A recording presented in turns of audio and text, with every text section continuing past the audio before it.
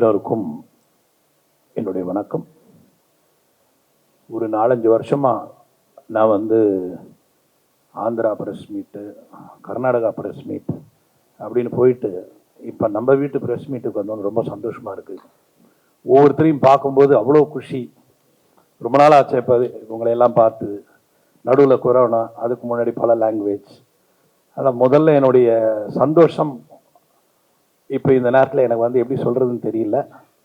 அதனால் உங்களையெல்லாம் பார்த்ததில், உங்களை மறுபடியும் சந்திக்கிறதுல, நீங்கள் எல்லோரும் சேர்ந்து என்னை மறுபடியும் உங்களை சந்திக்க வச்சதில் என்னுடைய மனமார்ந்த நன்றிகள். எல்லா மீடியாவுக்கும் என்னுடைய நன்றி. சந்திரமுகி 2 அப்படின்றது கண்டிப்பாக சந்திரமுகி 1 அப்படின்ற படத்துக்கும் சந்திரமுகி 2 அப்படின்ற படத்துக்கும் ஒரு சின்ன விஷயம், ஒரு ரொம்ப சின்ன விஷயம் ஒரு கனெக்ஷனாக வரும். அது எல்லாருமே ஓ இப்படி ஒரு விஷயம் இருக்கா, இப்படி ஒரு விஷயத்தில் இது வருமா, இந்த விஷயத்தில் இது கனெக்ட் ஆகிருக்கா அப்படின்னு அந்த நேரத்தில் எல்லாருமே கண்டிப்பாக பாராட்டுவீங்கன்ற நம்பிக்கை எனக்கு இருக்குது. உதாரணத்துக்கு இந்திரா சௌந்தரராஜன் அவரெல்லாம் கூட கூப்பிட்டேன். எழுதி முடிச்ச அப்புறம் அவர்கிட்ட ஒரு வெர்ஷன் சொன்னேன். அதே மாதிரி ரவிச்சந்திரன் அப்படின்னு சொல்லி சந்தர் ஜெயின் ஒரு ரைட்டர், அவரும் நிறைய புக்ஸ் எழுதியிருக்காரு. அவரோடையும் உட்காந்து நிறைய டிஸ்கஸ் பண்ணியிருக்கிறேன். மறைந்த பாலகுமாரன் அவரோட முன்னாடியே அவரோட ஒரு தடவை வீட்டுக்கு போய் அவரை சந்தித்து அவரோடையும் நான் டிஸ்கஸ் பண்ணேன். ஸோ அது மாதிரி சில விஷயங்கள், இது இப்படி உண்டா, இப்படி நடக்குமா, இப்படி கரெக்டாக இருக்குமா, இப்படி நடந்தா அப்படின்னு அவங்களோட கேட்டேன். அவங்களாம் நிறைய இது சாதாரணமாக நான் மட்டும் அப்படின்னு சொல்கிறத விட என்னுடைய ரைட்டர்ஸ், என் கூட இருந்த டிஸ்கஷனில் இருந்த அத்தனை பேரும் சேர்ந்து இந்த கதை ஸ்க்ரீன் பிளேவாக வெளிப்படுத்துறதுக்கு, அதில் எனக்கு மிகப்பெரிய இன்னொரு கான்ட்ரிபியூஷன் யாருன்னா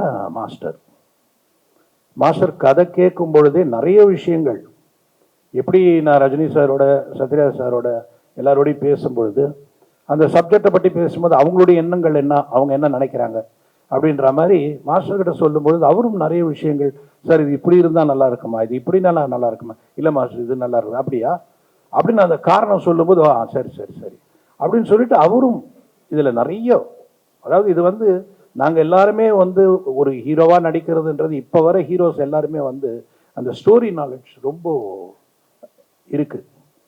எல்லாருமே கான்ட்ரிபியூட் பண்ணணும், எல்லாருமே தன்னை பாதுகாக்கணும். ஏன்னா ரொம்ப கஷ்டப்பட்டு எல்லாரும் ஒரு இடத்துக்கு வராங்க. அந்த இடத்த தக்க வைக்கிறது தான் ரொம்ப ரொம்ப கஷ்டம். அதுக்கு தன்னை பாதுகாக்கிறதுக்கு அவங்க எப்படியெல்லாம் அவங்க நம்மளை பொறுத்த வரைக்கும் எனக்கு என்னன்னா, நான் எல்லாருக்கிட்டையும் கதை சொல்லும்போது ஒரு பாயிண்ட்ல தான் சொல்லுவேன். இதுக்கு முன்னாடி இல்லை, இப்போ நீங்கள் பண்ணிக்கிட்டு இருக்க படத்தில் இருக்கிற கதையும் நான் சொல்கிற கதையும் ஒன்றான்னு பார்க்க தான் நான் சொல்கிறதா நான் நினைப்பேன். ஆனால் அவங்க இப்போ வரவங்கெல்லாம் கேட்கும்போது எப்படி இருக்குன்னா, அவங்களுக்கு என்ன உண்டான சீன் என்ன இருக்குது, அவங்களே ஃபுல்லாக வராங்களா, இல்லை இது இப்படி போகுதா, அப்படி போச்சுன்னா அதில் என்ன ரீசன் அப்படின்ற மாதிரி எல்லாருமே ஒரு நாலெட்ஜபிள் ரைட்டர்ஸே இன்னைக்கு ஆர்டிஸ்டாக வந்திருக்காங்க. ஒரு சில ஆர்டிஸ்ட்டை பார்க்கும்போது எனக்கு அது தெரியுது. அதனால் இது என்னுடைய டீம் எல்லாருமே சேர்ந்து ரொம்ப கடுமையாக உழைச்சி நிறைய பேசி நிறைய டிஸ்கஸ் பண்ணி யாரை இதில் ஆர்டிஸ்டாக போடலாம், யாரை கொண்டு வரலாம் அப்படின்னு சொல்லி எல்லாருமே இப்போ இந்த கேரக்டர் பண்ணுறாங்கன்னா சுபிஷா அப்படின்ற ஒரு கேரக்டர் புதுசாக இருக்கணும்.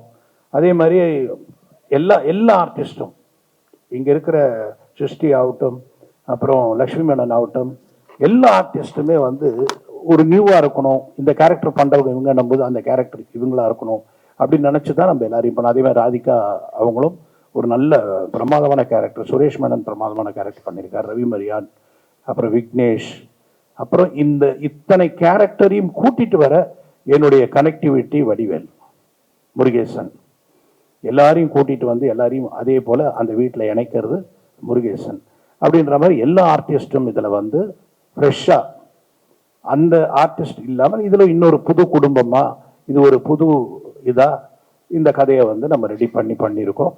இதில் சந்திரமுகியாக வரக்கூடிய கேரக்டரை ரொம்ப நாளாகவே நாங்கள் யாரை போடலான்னு பல ஆர்டிஸ்ட்கிட்ட பேசியிருக்கோம். அதுக்கப்புறமா லாஸ்ட்டில் கங்கனா அவங்க இந்த கதையில் நான் நடிக்கணும் அப்படின்னு அவங்களுடைய ஆசையை சொன்னாங்க. எப்பவுமே நமக்கு வந்து ஒரு இன்ட்ரெஸ்ட் இருக்கிற ஆர்டிஸ்ட் போடும்போது இன்னும் நம்ம நினைக்கிறது நல்லா வரும். நம்மளா ஒரு ஆர்டிஸ்ட்டை கூப்பிட்டு இதை பண்ணுங்க அப்படின்னு சொல்லி கதை சொல்றதை விட இந்த கதை எதுவாக இருந்தாலும் நான் பண்ணணும்னு ஆசைப்படுறேன் அப்படின்னு ஒரு ஆர்டிஸ்ட் சொல்லும் பொழுது அது இன்னும் நல்லா இருக்கும். அப்படிதான் எல்லாரும் வந்தாங்க. எங்களுக்கு எது கேட்டாலும் எது சொன்னாலும் அடுத்த நிமிஷம் ஏன் எதுக்கு இது இவ்வளோ தேவையா இந்த செலவு வேணுமா அப்படின்னு கேட்கக்கூடிய ஒரு ப்ரொடியூசரே இல்லை. எது கேட்டாலும் கொடுக்கக்கூடிய லைக்கா. ரொம்ப அருமையான பேனர். அந்த பேனர் வந்து நம்ம தமிழுக்கு வந்தது வந்து மிகப்பெரிய ஒரு அதிர்ஷ்டம். அந்த பேனரால பல இயக்குனர்கள் பல பேருக்கு எதிர்காலம் இன்னும் பெருசா இருக்கு. ஏன்னா பெரிய பெரிய படங்களை பண்றதுக்கும் அவங்க தயாரா இருக்காங்க.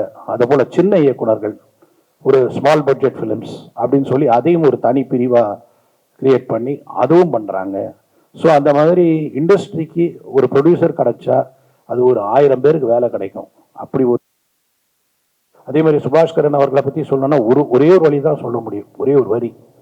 அவரு எங்கேயோ சம்பாதிக்கிறாரு, எங்கேயோ உழைக்கிறாரு, எங்கேயோ சம்பாதிக்கிறாரு. ஆனா அவரால் கிட்டத்தட்ட ஒரு 10,000 குடும்பம் சாப்பிட்றாங்க. ஆனா அவருக்கு தெரியாது யார் சாப்பிட்றாங்க, இது யாருக்கு போகுது, இது யாருக்கு இந்த சம்பளம் போகுது, அதெல்லாம் தெரியாது. ஆனா அதை எல்லாத்தையும் பார்த்துக்கிற ஒரு நம்பிக்கைன்ற நம்முடைய தமிழ்குமரன் அவர்கள். ஸோ இப்படி எல்லாமே அது கூட ஒரு சுப்புன்னு சொல்லி ஒரு ப்ரொடக்ஷன், வெங்கட், விக்ரம், இப்படி நிறைய பேர் வந்து இந்த இதில் வந்து ஜாயின் பண்ணி அவருக்கு உதவியா, அவங்க பேனருக்கு உதவியா அதை கொண்டு வந்து நம்மக்கிட்ட கொண்டு வந்திருக்காங்க. ஸோ இது வந்து தமிழ் இண்டஸ்ட்ரி கிடைச்ச ஒரு மிகப்பெரிய பேனர்.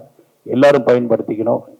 நல்ல கதைகள் இருந்தால் போங்க, லைக்காக்கு சொல்லுங்க, நிச்சயமா உங்களுக்கு வாய்ப்பு கிடைக்கும். ஸோ இங்கே வந்திருக்கிற அத்தனை பேருக்கும் என்னுடைய நன்றியை மீண்டும் தெரிவிச்சுக்கிறேன். நன்றி.